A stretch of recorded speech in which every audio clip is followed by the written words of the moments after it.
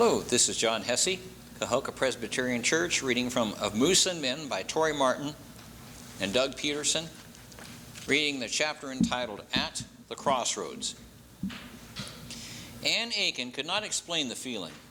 At the moment that she and her husband Jack first drove across the Canadian border into Alaska, she sensed she had come home. It was an odd feeling, she told me, especially for someone who was born and raised in South Carolina, about as removed from the cold winds of the north as you can get.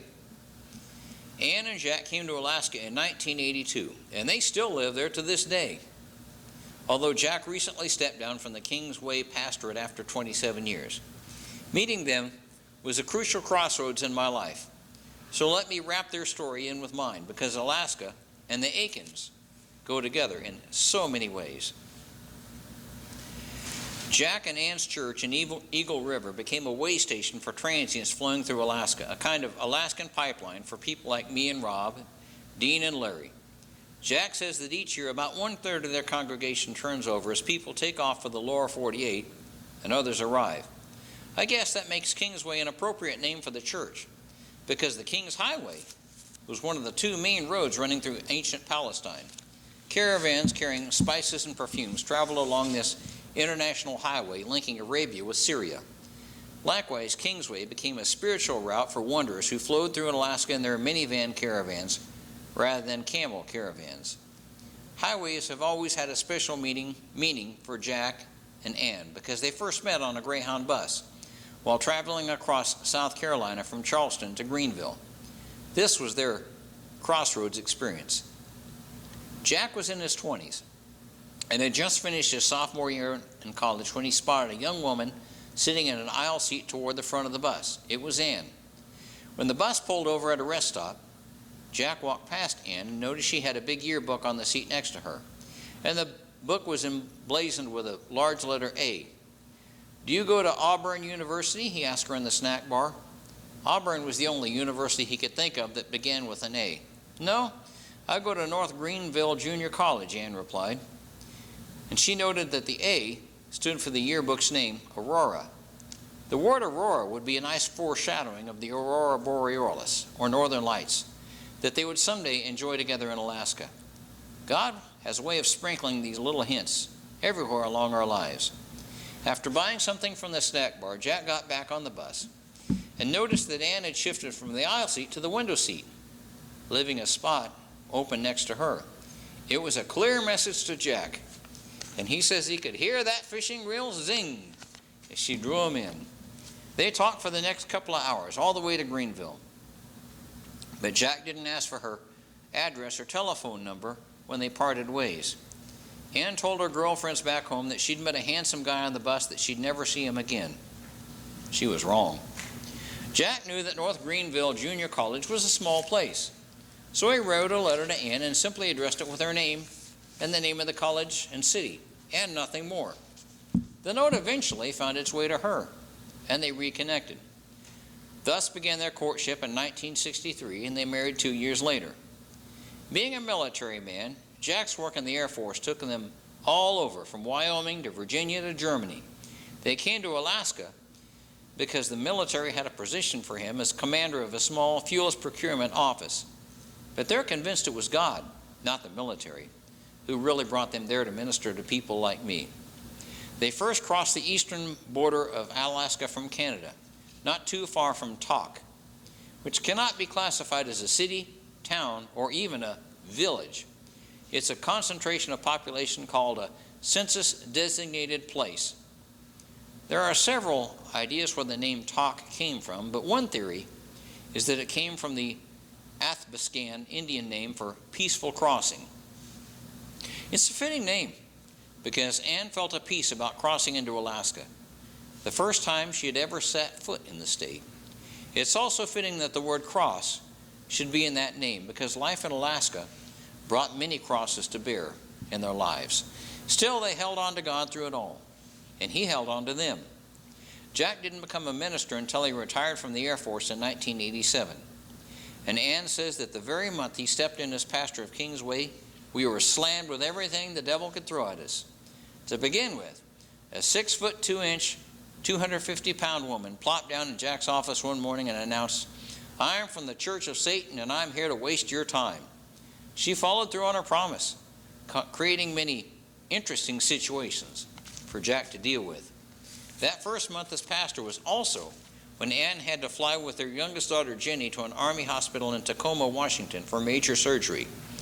3 years earlier, Jenny had awakened to tell her parents that she could barely see through her right eye.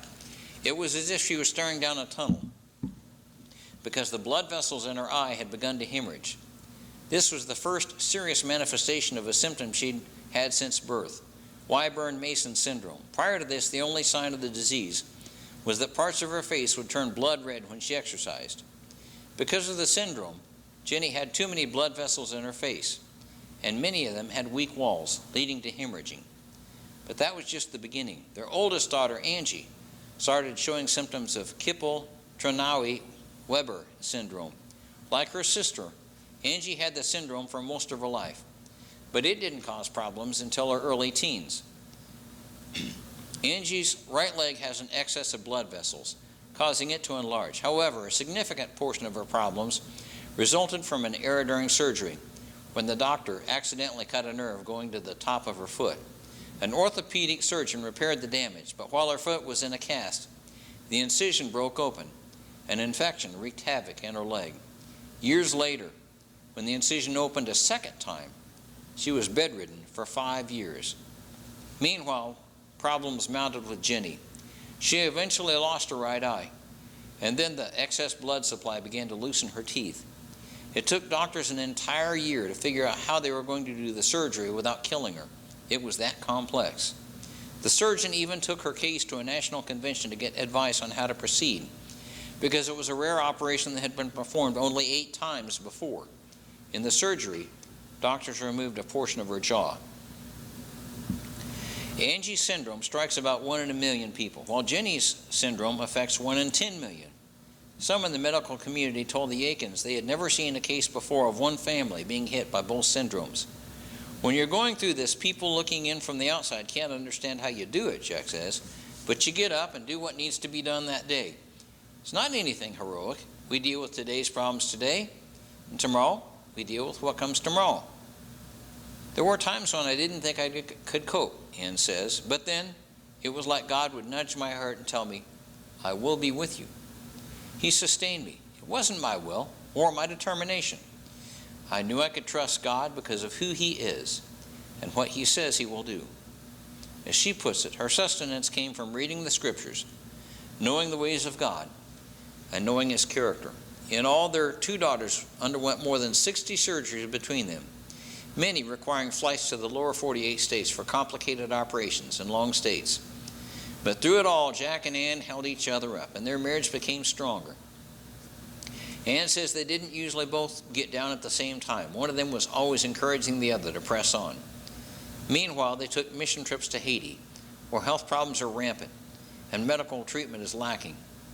They were grateful that Jack's military career gave them access to quality care that would have bankrupted them otherwise. Ann also says the troubles they faced helped them to put all other problems in perspective.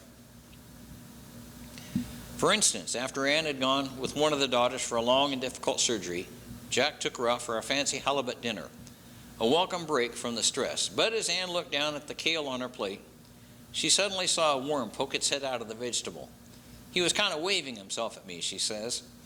Jack was about to call over the waiter, but Ann insisted he do nothing of the kind. In the big scheme of life, a worm in the salad was no big deal, because their life had taught them what was important and what is not. So Ann pushed the worm back with her fork and continued eating. Since that meal, Jack and Ann have lived by the slogan, "Don't let the worm of life get to you." Didn't I mention that my pastor and his wife are truly remarkable people? Jack and Ann changed my life, and so did their church, Kingsway, a crucial crossroads for me. After all, this was the congregation that sent me off to the Christian Artist Seminar in the Rockies and started me on my Christian ministry. But now, after several years at Kingsway, I found myself at another crossroads. I felt called to bring my ministry to the lower 48 states, where there was a lot more opportunity. However, I didn't want to leave Alaska and the Aikens. I love life in Alaska. I love my hermit existence in a cabin on 80 acres of land. Why would I even think about returning to the lower 48? So I prayed with both Pastor Jack and Larry Wayne, the radio disc jockey, who was going through the same process of evaluation, trying to determine whether he was being called to continue his radio ministry somewhere else in the United States. Larry and Dean wound up moving to Oregon to help found a new radio station, taking a huge risk because the network had very little money and they had next to no experience with such a venture. Still, the network blossomed and became the highly successful Arrow. Dean and Larry left Alaska, and now it was my turn. When I read about a new Christian comedy college starting near Pigeon Forge, Tennessee, Dollywood country, I felt a nudge from God, but I tried to ignore it as best as I could. I simply didn't want to leave. I called Martha Bolton, who had once been the only female staff writer for Bob Hope. She had been one of my judges at Christian Artists. So I asked her if she knew anything about this comedy college. She said she didn't, but she'd do a little research. She contacted the man who wanted to start the comedy college, and she found he was looking for someone to direct the school. When Martha called back, she announced, "I'm the new director of the comedy college." Evidently, he offered her the position on the spot during the conversation, which stunned me. Then she added, "The first thing I have to do is choose some students to come down and learn the art of Christian comedy. And I choose you, Tori." It was becoming more and more difficult to ignore God's nudging. Pretty soon, God's nudge became a kick in the seat of the pants when Rob and I were told we could no longer stay in cabin Vertigo. The couple who had kindly let us live there free of charge had other plans for the cabin, so we would have to find another place. As if that weren't enough confirmation from God it was time to move on, Rob's company offered to transfer him to Knoxville, Tennessee, only 22 miles from the comedy college. All right, Lord, I get the message. I was comfortable living a hermit's life in an Alaskan cabin, but God wanted to move me out of my comfort zone. As the words of Jeremiah 6:16 say, "Stand at the crossroads and look, ask for the ancient paths, ask where the good way is and walk in it, and you will find rest for your souls." God spoke these words to the people of Judah when the city of Jerusalem was under siege by Babylon. We all go through periods in our lives when we feel like we're under siege. My friends Jack and Ann certainly can attest to that. But during those trying periods, the Lord says, "Stand at the crossroads and look. Ask for the ancient paths." The ancient paths are the roads that have served people well over all the years, paths that have been tried and tested and proven reliable. In my life, I try to stay on the ancient path carved through the wilderness by Jesus. Ask where the good way is and walk in it, and you will find rest for your souls. Moving to Tennessee certainly did not sound like a restful path. The restful path seemed to be staying in my cabin in Alaska. But the truth is that walking on God's path, where we find rest for our souls, isn't always easy. Oftentimes, God's road is a difficult trail. Again, a lesson I learned from Jack and Ann. But following God's highway brings a different kind of rest for our souls. We can rest in the knowledge that we have stayed on the good way. So Rob and I sadly said goodbye to Jack and Ann, who had seen so many other people come and go through their church. We also said goodbye to Alaska. Its cold running streams, its eagles, bears, king salmon, northern lights, eccentric people, and moose. I wondered if I might even come to miss the goshawks. But it was time to go. We'd reached the crossroads, and all signs pointed to Tennessee. And thank you very much. God bless you.